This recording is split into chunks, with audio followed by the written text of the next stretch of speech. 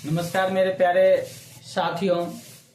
आज आपको रत्न online classes में सभी मेरे साथियों का स्वागत है। तो आपको आज रत्न ऑनलाइन क्लासेज में धार्मिक ग्रंथ, जो हमारा धार्मिक ग्रंथ है ऋग्वेद, सामवेद, यजुर्वेद और अथर्ववेद, इनका आज हम लोग विस्तार से विश्लेषण करने का प्रयास करेंगे। तो हम सर्वप्रथम जो धार्मिक ग्रंथ हम लोगों का है, ये जो धार्मिक ग्रंथ आपका ऋग्वेद, सामवेद, यजुर्वेद, अथर्ववेद है, इनका विश्लेषण करेंगे।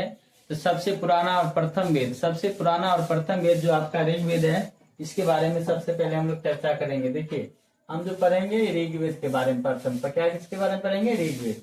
ये ऋग्वेद सबसे बड़ा है। क्या है? सबसे बड़ा। याद रखिएगा, ऋग्वेद सबसे बड़ा और सबसे पुराना वेद है। याद रखिएगा, ऋग्वेद सबसे बड़ा और सबसे पुराना, सबसे बड़ा और सबसे पुराना वेद की बात किया जाए तो आपका ऋग्वेद है। सबसे बड़ा और सबसे पुराना वेद क्या है? ऋग्वेद।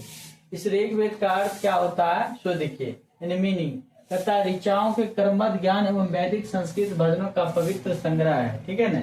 ये जो आपका ऋग्वेद है, कहता है ऋचाओं का क्रमबद्ध ज्ञान एवं वैदिक संस्कृत, क्या है?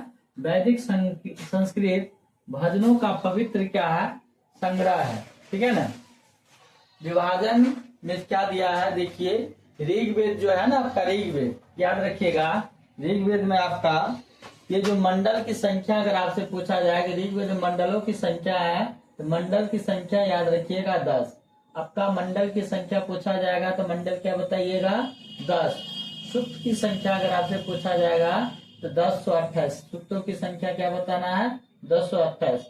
और ऋचाओं की संख्या अगर आपसे पूछा जाए तो 10,462। यानी कि जो ऋग्वेद है, इसमें अगर मंडल की बात किया जाए तो मंडल की संख्या 10 हो जाएगा। सूक्त की अगर बात किया जाए तो 1028 हो जाएगा। और ऋचाओं की बात किया जाए 10,462 हो जाएगा। ऋग्वेद सबसे पुराना वेद है और सबसे बड़ा वेद है। आगे बढ़ेंगे हम लोग। प्रमुख जानकारियां ये भी आपका ऋग्वेद में है। ऋग्वेद में जो है इंद्र देवता, ऋग्वेद में जो इंद्र देवता है उसको 250 बार उल्लेख किया गया है। ठीक है ना? और ऋग्वेद का सबसे प्रमुख देवता माना गया है। ऋग्वेद में अगर सबसे प्रमुख देवता माना गया है तो आपको इंद्र को माना गया है। ऋग्वेद में सबसे प्रमुख देवता माना गया है, इंद्र को माना गया है। और ऋग्वेद में इंद्र को 250 बार उल्लेख किया गया है। अग्नि को क्या है? अग्नि देवता को ऋग्वेद में 200 से अधिक बार उल्लेख किया गया है। अग्नि को ऋग्वेद में 200 से अधिक बार उल्लेख किया गया है। उसके बाद है ऋषि से होत्रु, राजनीतिक व्यवस्था या आर्यों की प्रारंभिक राजनीतिक प्रणाली का उल्लेख होता है। उसके बाद है तीसरा मंडल, कहता है ऋग्वेद का जो तीसरा मंडल है, ऋग्वेद का तीसरा मंडल विश्वामित्र द्वारा रचित है। याद रखिएगा, ऋग्वेद के जो तीसरा मंडल है विश्वामित्र के द्वारा रचित है। याद रखिएगा, ऋग्वेद के जो तीसरा मंडल है, ठीक है ना, वो विश्वामित्र के द्वारा रचित है। और गायत्री जो मंत्र है, याद रखिएगा, गायत्री मंत्र इसी मंडल में आता है। आपसे पूछेगा गायत्री मंत्र किस में आते हैं, तो गायत्री मंत्र आपका तीसरा मंडल में आता है। याद रखिएगा, गायत्री जो मंत्र है आपका तीसरा मंडल में आता है। गायत्री मंत्र किस में आता है? तीसरा मंडल में आता है। और तीसरा मंडल किसने लिखा है? तो विश्वामित्र जी ने लिखे हैं। तीसरा जो मंडल है विश्वामित्र जी ने लिखे हैं। और जो गायत्री मंत्र है आपका तीसरा मंडल में आता है। इसमें सूर्य देवता सावित्री को समर्पित है। सूर्य देवता सावित्री को समर्पित है। ठीक है ना? मंडल करता 2 से 7 ऋग्वेद का मूल है। मंडल जो 2 से 7 है ऋग्वेद का मूल है। उसके बाद देखिए 8वां मंडल। ठीक है ना? ये तीसरा मंडल के बारे में जानकारी प्राप्त किए। 8वां मंडल तथा हस्तलिखित ऋचाओं का उल्लेख एवं कर्ण परिवार से संबंधित है। जो 8वां मंडल है वो आपका हस्तलिखित ऋचाओं का उल्लेख एवं कर्ण परिवार से संबंधित है। 9वां मंडल में याद रखिएगा, ऋग्वेद के 9वां मंडल की बात किया जाए, क्योंकि मंडलों की संख्या टोटल 10 है। मंडलों की संख्या टोटल कितनी है? 10। तो मंडलों की संख्या 200, मतलब मंडलों की संख्या टोटल आपका 10 है। जिसमें है मंडल आपका 9वां में सोम देवता को समर्पित किया गया है। सोम देवता की चर्चा है। ठीक है ना? यानी कि 9वां मंडल में सोम देवता को समर्पित है। और 10वां जो मंडल है आपका चतुर्वर्णीय समाज की व्यवस्था, किसमें है? 10वां में चतुर्वर्णीय समाज। चतुर्वर्णीय समाज का अर्थ हो गया जिसका ब्राह्मण, क्षत्रिय, वैश्य और शूद्र का उल्लेख है। यानी जो वर्ण व्यवस्था की बात किया गया है वो आपका 10वां मंडल में। याद रखिएगा, जो वर्ण व्यवस्था की बात किया गया है वो 10वां मंडल में, याद रखिएगा 9वां जो मंडल है आपका, याद रखिएगा 9वां जो मंडल है आपका वो आपका संबंधित है सोम देवता से समर्पित है। कौन सा देवता? सोम देवता को समर्पित रहते हैं। और 10वां जो मंडल है आपका वर्ण व्यवस्था से संबंधित है। किससे समझता है? वर्ण व्यवस्था से। किससे संबंधित है? वर्ण व्यवस्था से संबंधित है। ये वर्ण व्यवस्था जो है आपका ब्राह्मण है, क्षत्रिय है, वैश्य और शूद्र है। तीसरा मंडल आपका विश्वामित्र द्वारा रचित है, जिसमें गायत्री मंत्र और सूर्य देवता को समर्पित है। 8वां मंडल हस्तलिखित ऋचाओं का उल्लेख है। उसके बाद है उत्तर वैदिक काल, जो वंशावली आधारित है। उत्तर वैदिक काल किस पर आधारित है? वंशावली पर। याद रखिएगा उत्तर जो वैदिक काल है, उत्तर वैदिक काल किस पर आधारित है? तो वंशावली पर। किस पर आधारित है? उत्तर वैदिक काल आपको वंशावली पर आधारित है। अब प्राचीन जो वैदिक काल वो कर्म पर आधारित है, कर्म पर आधारित है। तो प्राचीन वैदिक काल, उत्तर वैदिक काल। तो उत्तर वैदिक काल ध्यान रखिएगा आप, तो उत्तर वैदिक काल वंशावली पर आधारित है। अब प्राचीन जो वैदिक काल था वह कर्म पर आधारित था। प्राचीन वैदिक काल किस पर आधारित था? कर्म पर आधारित था। तो प्राचीन वैदिक काल आपका कर्म पर आधारित था। याद रखिएगा कि प्राचीन वैदिक काल में कर्म पर आधारित था और उत्तर जो वैदिक काल था वंशावली पर आधारित था। तथा अन्य तथ्य धर्म सूत्रों में इन 4 वर्णों का कर्तव्य का वर्णन मिलता है। कहता है धर्म सूत्र में इन 4 वर्णों का कर्तव्य का वर्णन मिलता है। शतपथ ब्राह्मण को वैदिक साहित्य में ऋग्वेद के बाद दूसरा स्थान प्राप्त है। ठीक है ना, ये जो शतपथ ब्राह्मण है, शतपथ ब्राह्मण को वैदिक साहित्य में, ठीक है ना, शतपथ ब्राह्मण को वैदिक साहित्य में ऋग्वेद के बाद दूसरा स्थान प्राप्त है, जो कि यजुर्वेद का एक भाग है। क्या है? यजुर्वेद का एक भाग है। तो ये सारा जानकारियां ऋग्वेद से प्राप्त होती है। तो बहुत ही महत्वपूर्ण है आपका, बहुत ही महत्वपूर्ण है ऋग्वेद का ये सारा पॉइंट, जो याद रखना है एग्जाम के दृष्टिकोण से। आगे हम लोग पढ़ेंगे सामवेद के बारे में। सामवेद को संगीत का वेद कहा जाता है, सबसे हाईलाइटेड है। सामवेद को संगीत का वेद कहा जाता है, सबसे महत्वपूर्ण है, संगीत का वेद कहा जाता है। सामवेद को संगीत का वेद कहा जाता है। अर्थ है धुनों एवं मंत्रों का वेद। देखिए सामवेद का अर्थ है धुनों एवं मंत्रों का वेद। ठीक है ना, मंत्र की संख्या 1875 है। मंत्र की संख्या कितनी है? 1875।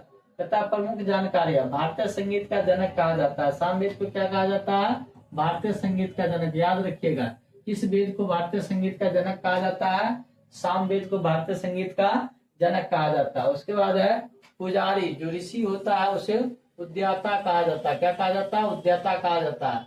प्रमुख जो देवता है इसमें भी सूर्य है। क्या है? सूर्य है।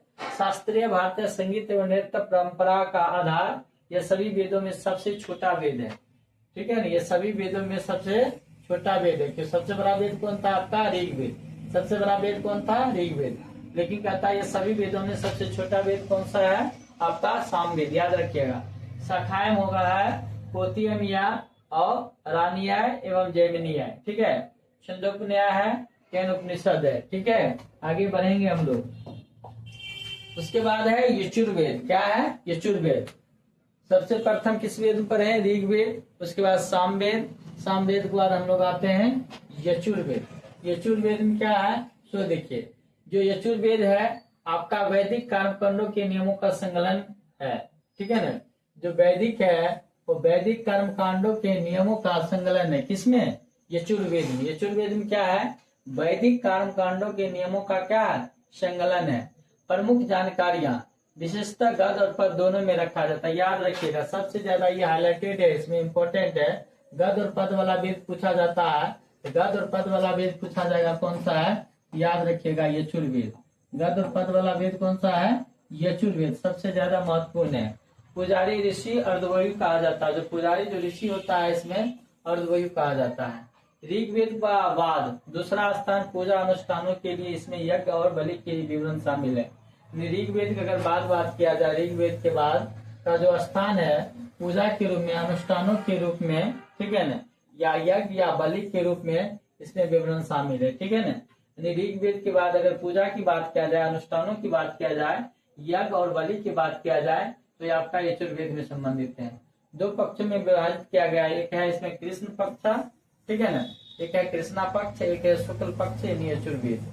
ठीक है, तो इस प्रकार से आगे बढ़ेंगे। उसके बाद है अथर्ववेद, जो सबसे अंतिम वेद है और लास्ट वेद है, ठीक है ना। क्योंकि आज जो चर्चा चल रही है वेदों पर चर्चा चल रही है, ठीक है ना। और ये अथर्ववेद है और इसका जो अर्थ होता है सामान्य जनजीवन से जुड़ी समस्या एवं विश्वासों का संकलन, यानी सामान्य जनजीवन से जुड़ी समस्या एवं विश्वासों का संकलन, किसमें अर्थवेद। प्रमुख जानकारियां, अंतिम रचित वेद है, ठीक है ना। ये जो अथर्ववेद है याद रखिएगा अंतिम वेद है। जैसे प्रथम वेद आपका ऋग्वेद था, तो अंतिम वेद आपका कौन सा है, अथर्ववेद का। अंतिम वेद कौन सा है, अथर्ववेद, याद रखिएगा। अंतिम रचित वेद क्या है, अथर्ववेद। ऋषि अर्थवा ऋषि या ऋतु कहा जगह ऋतुवत कहा जाता है। विषय है, देखिए अथर्ववेद में क्या होता है, अथर्ववेद का जो विषय है ये रोग निवारण का काम करता है। किसका करता है, रोग निवारण, याद रखिएगा। पूछेगा रोग निवारण, यानी पूछा जाएगा कि रोग निवारण किसमें है, तो अथर्ववेद में बताइएगा। रोग निवारण किसमें है, अथर्ववेद में। उसके बाद पूछा जाएगा तंत्र मंत्र किसमें है, तो अथर्ववेद में। तंत्र मंत्र किसमें है, तो अथर्ववेद में। जादू टोना किसमें है, तो अथर्ववेद में। विवाह किसमें है, अथर्ववेद में। सबसे मूल इम्पोर्टेंट चीज है, ये सब ये आपको एग्जाम में पूछा जाता है। पूछने का यही चीज है कि रोग निवारण किसमें है, तो अथर्ववेद में। जादू टोना किसमें है, तो अथर्ववेद में। उसके बाद तंत्र मंत्र किसमें है, तो अथर्ववेद में। विवाह किसमें है, आपको अथर्ववेद में। सामान्य जनमानस के विश्वास, विश्वास और अंधविश्वास, विश्वास और अंधविश्वास किसमें है, ये भी आपका अथर्ववेद में। सभा और समिति, याद रखिएगा। सभा और समिति प्रजापति की 2 पुत्रियां मानी गई। अगर ये पूछेगा सभा और समिति जो प्रजापति की 2 पुत्रियां थी किसमें माना गया है, तो वो भी आप याद रखिएगा अथर्ववेद में। किसमें याद रखिएगा, अथर्ववेद में। सभा और समिति प्रजापति की 2 पुत्रियां मानी गई थी, इसमें चर्चा है, तो अथर्ववेद में चर्चा है। कन्या जन्म की निंदा, कन्या जन्म की जो निंदा है ये भी आपका किसमें है, तो अथर्ववेद में है। कन्या जन्म की निंदा भी किसमें है, अथर्ववेद में। समाज की प्रकृति क्या है, मातृसत्तात्मक। समाज की प्रकृति क्या है, मातृसत्तात्मक। इसका भी चर्चा किसमें है, तो अथर्ववेद में ही। इसका ही चर्चा किसमें है, अथर्ववेद में। तो मुख्य रूप से आपका आज का जो क्लास था वो वेद पर आधारित था। और जो वेद है धार्मिक ग्रंथ है और 4 वेद है, और चारों वेद का आज हम लोगों ने विस्तार से विश्लेषण करने का प्रयास किया। आप लोगों को जानकारी और सभी जो इम्पोर्टेंट बात है बिल्कुल निचोड़ है, और ज्यादा कुछ एक्स्ट्रा नहीं लिखा गया। डायरेक्ट आंसर हीट है आपका। डायरेक्ट आपका सभा समिति प्रजापति की 2 पुत्रियां मानी गई, याद रखना है। उसके बाद रोग निवारण अथर्ववेद याद रखिएगा। तंत्र मंत्र अथर्ववेद याद रखिएगा। जादू टोना अथर्ववेद याद रखिएगा। विवाह अथर्ववेद याद रखिएगा। ये सब आपका, या कन्या जन्म की निंदा अथर्ववेद याद रखिएगा। समाज की प्रकृति मातृसत्तात्मक अथर्ववेद याद रखिएगा। तो ये सब, और अथर्ववेद अंतिम वेद है, ठीक है ना। ये सब आपका मूल चीज है इसमें आपका अथर्ववेद में। उसके बाद आपका आ जाइए यहाँ पर यजुर्वेद। यजुर्वेद में सबसे ज्यादा इम्पोर्टेंट है कि गणपत दोनों का वेद है, और इसमें बलि है, पूजा है, अनुष्ठान है और यज्ञ है। बलि, पूजा और अनुष्ठान, ये 4 चीज इसमें याद रखिएगा। पूजा, अनुष्ठान, यज्ञ और बलि। पूजा, अनुष्ठान, यज्ञ और बलि आपका यजुर्वेद में है, ठीक है। 4 चीज इसमें है। अथर्ववेद में आपका तंत्र मंत्र जादू टोना विवाह है। उसके बाद प्रजापति की 2 पुत्रियां, सभा समिति, कन्या जन्म है। उसके बाद यजुर्वेद में वही गद और पद है, और विवाह है, अनुष्ठान पूजा, अनुष्ठान, बलि और यज्ञ है। उसके बाद आपका आ जाइए सामवेद। सामवेद संगीतों का वेद कहलाता है। पुजारी को देवता कहा जाता है। ये प्रमुख देवता सूर्य है, और वेदों में सबसे छोटा वेद है, याद रखिएगा। वेदों में सबसे छोटा वेद है। और ये जो आपका है आपका ऋग्वेद से संबंधित है। तो इस प्रकार से आपका क्लास था।